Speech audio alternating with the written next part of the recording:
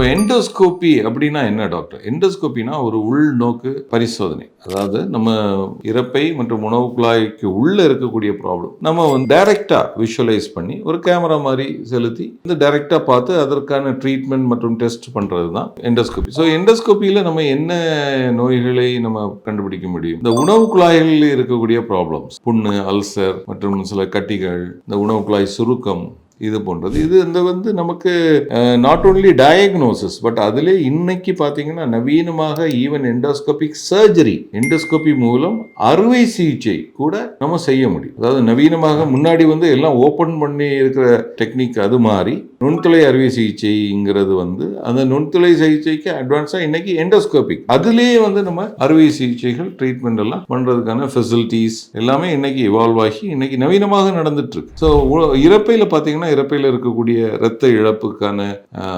சிகிச்சைகள், அதில் என்ன காரணம்ங்கிறத பார்க்கறது மற்றும் அதில் இறப்பையில் ஏற்படக்கூடிய கட்டி, அதற்கான பரிசோதனைகள் மற்றும் பல சிகிச்சைகள் இன்னைக்கு பார்த்தீங்கன்னா நவீனமாக ஈவன் இடை இழப்பு அறுவை சிகிச்சை கூட எண்டோஸ்கோபி வழியாக செய்ய இயலும். ஸோ இப்படி நவீன எண்டோஸ்கோபி வெறும் அந்த டயக்னோஸ்டிக் லெவலில் இருந்து இன்னைக்கு therapeutic and third space and surgical endoscopy, so அந்த மாதிரி ஹைலி அட்வான்ஸ்டாக ஆயிருக்கு.